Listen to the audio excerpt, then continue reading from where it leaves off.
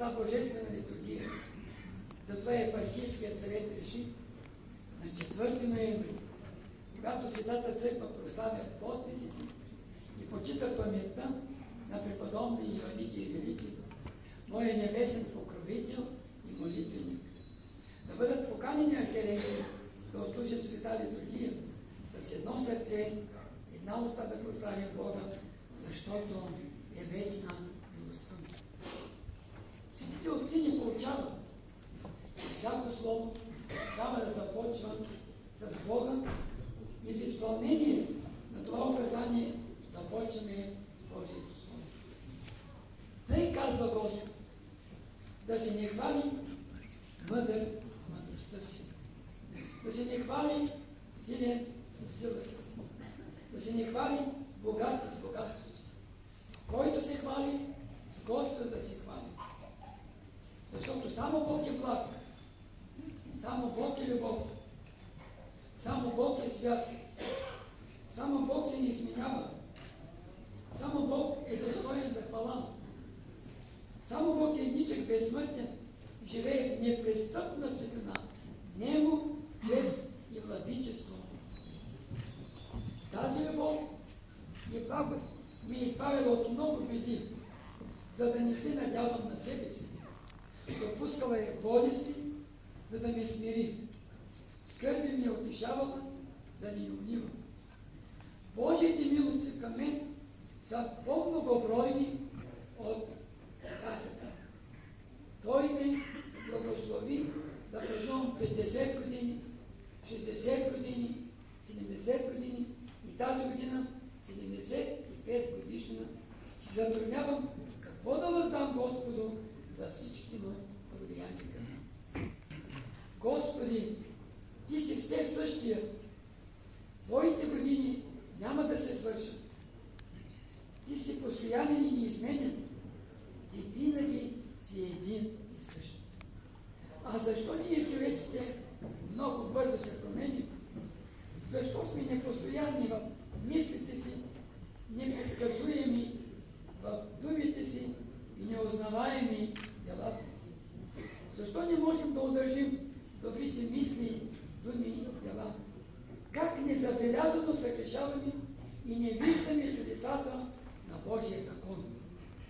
И златовесният Свети Йоан така тълкува, че не всички, които се занимават с божествените слова, постигат чудесата в тях, но само такива, които получават просвещение с мишка. Най-внимателни и най-бдителни трябва да бъдем тогава, когато празнуваме юбилейни годишнини.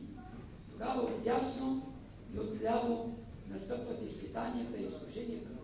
Тогава се изиска да бъдем твърди смирени и последователни в това.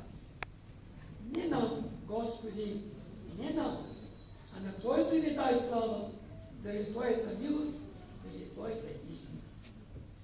А великият и чуден наставник, тълкованието си на този стих, Свети Йоан Златоуст казва: не за да направиш най-сливни, най-славни и прочути нас, но за да направиш известно навред Твоето могъщество, а името му се прославя, когато Той се застъпва за нас и не помага, така и тогава, когато ние живеем и сияем в продетелен живот.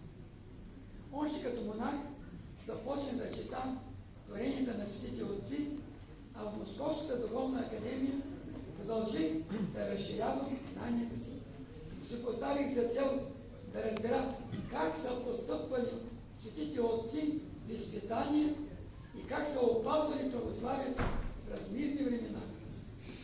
Техните безсмъртни творения и днес са поучителни, и днес ни дават ценни наставления и ни съветват как да се предпазим в днешните усилни времена. Удивлявал съм се не само на техните широки познания и задълбочени богословски разсъждения, но и от тяхната смелост, тъй като през всички времена православната църква е била безсмъртна. Иисус Христос предупреждава своите апостоли, че греховният свят няма да ги обича, но въпреки това те трябва да проповядват Божието Слово, което и ние днес продължаваме да слушаме. Така че днес, достигнал тази възраст, аз разбрах цената на опита и времето, което е дар същевременно ценност. Даденото ни време и милост Божия. Древността и през средновековието много философи и учени са давали най-различни определения за времето. Но според мен най-важно определение за времето е написал Блажения Августин. Той пише: би ли могъл някой да го гърне мисълта си и подир това го разгърне в думи?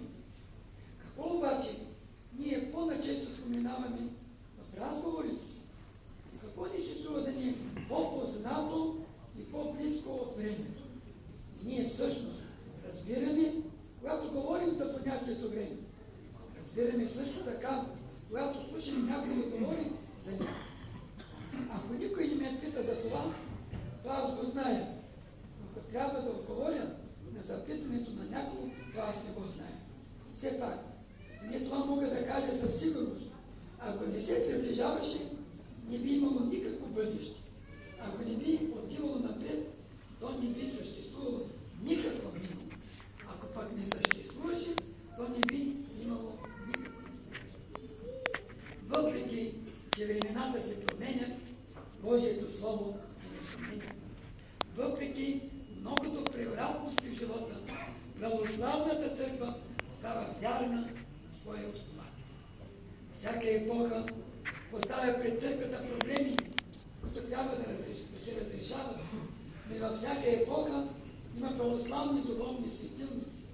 Във всяка епоха има достойни изповедници и прославени мъченици. Бог прославил ние, които го прославят. Ние следим и е Божият промисъл към богопреданите. Бог невидимо благославя верните.